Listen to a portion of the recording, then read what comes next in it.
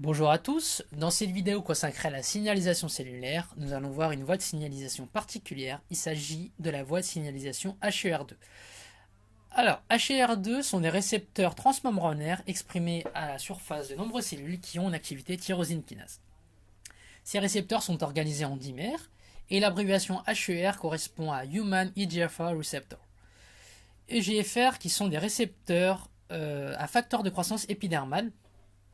HER, il en existe plusieurs, notamment HER1 ou encore HER2 et HER3. Et il a été démontré que dans de nombreux cas de cancer, cette voie de signalisation était surexprimée, notamment dans le cancer du sein. Alors, comment se constitue cette voie de signalisation? Au niveau extérieur de la cellule, les récepteurs HER1 et HER2 vont reconnaître des facteurs de croissance qui correspondent aux ligands. Et au niveau cytoplasmique, il y a autophosphorylation et activation de la cascade de signalisation PI3 kinase qui va phosphoryler AKT et ensuite mTOR qui est un facteur de transcription. mTOR, lui, une fois activé, va permettre l'activation transcriptionnelle de nombreux gènes responsables dans la croissance et la prolifération.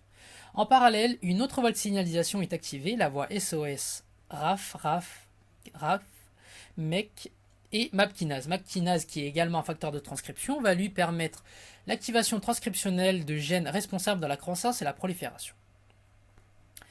Lorsque ces voies de signalisation sont contrôlées, régulées, la croissance est elle également régulée et la croissance cellulaire est en normale, donc il n'y a pas de problème.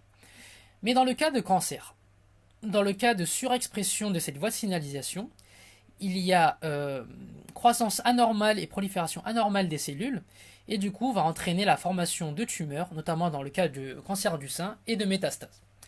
Et ce qui entraîne l'apparition de cancer. Voilà, merci de votre attention.